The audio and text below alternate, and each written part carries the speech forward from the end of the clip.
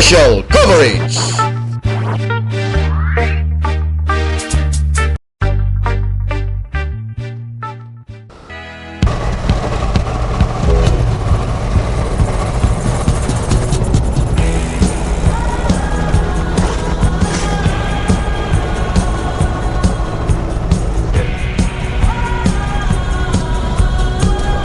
Ito ang lalawigan ng Laguna. Isa sa may pagmamalaking lalawigan sa katimugang bahagi ng Katagalugan. Mayaman sa kalikasan, malamig ang simoy ng hangin at punong-puno sa magagandang tanawin. Isa ang lungsod ng San Pablo sa hinahangaang lugar sa Laguna. Dinarayo ng mga dayuhan. Mula Metro Manila, lalakbayin ang mahigit sa 82 kilometro sa Timog Silangan upang marating ang San Pablo. Bibihira ang nakakaalam, ang lungsod ng San Pablo ay tinaguriang City of Seven Lakes dahil sa maladyamanting nakapaligid na 7 lawa.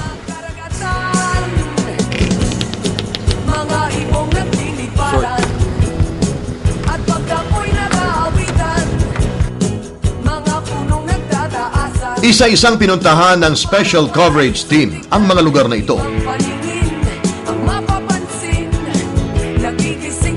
Maging kami ay humanga sa kagandahan ng kalikasan.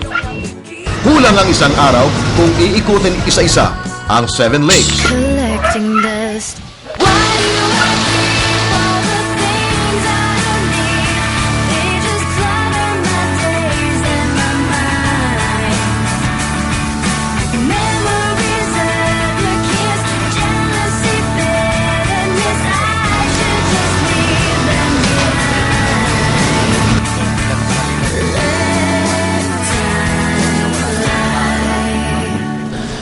Pinangunahan ito ng Sampaloc Lake. Ito ang pinakapopular sa 7 lawa. Tinatayang may lalim na 27 metro sa gitna nito. May lawak na 100 at 4 na hektarya naman na napapaligiran ng mga barangay. Ito naman ang Calibato Lake. Matatagpuan sa barangay Santo Angel. May layong 6.5 kilometro mula sa pusod ng San Pablo City. Ito ang may pinakamalalim na tubig mula sa 7 lawa. Umaabot naman sa 156 na metro ang lalim sa gitnang bahagi nito at may lawak na 42 hektarya. Pandin Lake. Ang Pandin Lake ay napapaligiran ng barangay San Lorenzo at Santo Angel. Mahigit 6 na kilometro naman ang layo nito sa city proper ng San Pablo. May lalim naman itong 22 metro sa pinakagitna ng Pandin Lake.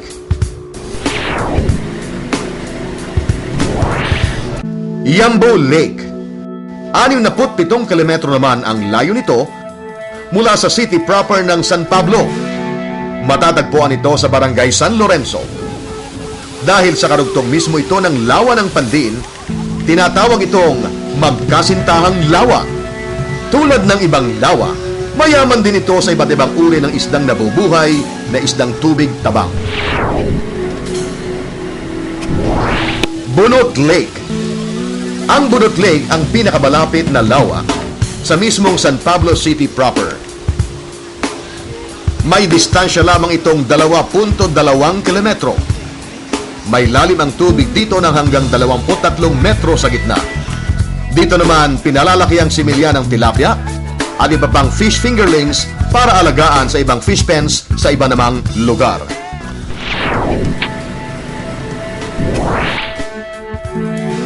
Mohicap Lake. Ang Mohicap Lake ay mayaman sa iba't ibang isda tulad ng tilapia, hito, dalag, bangus at marami pang iba. Ang Mohicap Lake ay isa sa pinagkukunan naman ng supply ng tubig para sa mga taga San Pablo.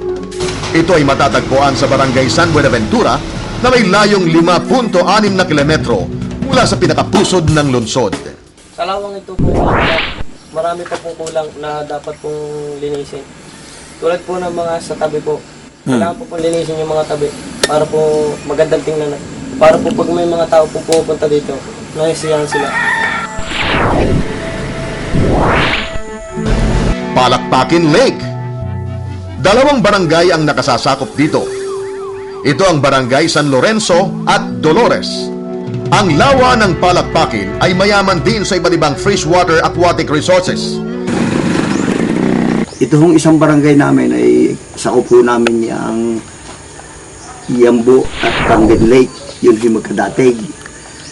Ay kung umulan ho na wala naman ho masyadong problema, kaya hulaan ay pagka ho lumalaki yung tubig, yung galing dito sa itaas, dito sa Yambo, yun ho lamang ang nagiging problema dito sa aming barangay. May pinakamababaw ang tubig ng hanggang 8 metro lamang ang lalim. 4.3 kilometro naman ang layo lamang nito mula sa city proper ng San Pablo. Ang nasasakupan niya ho nito ay 7 weeks, pero ang tingin ko ay hanggang ngayon ay wala pa rin ho bagang magandang natutupad.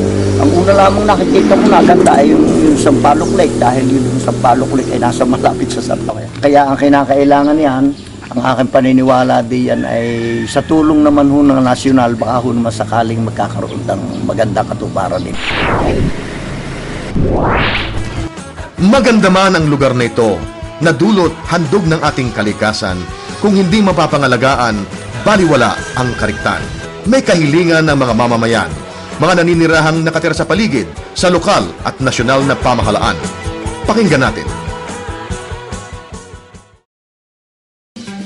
Hitik sa mga magagandang tanawin at makasaysayang pook ang ating bansa na marahil kinasasabi ka ninyong mapuntahan.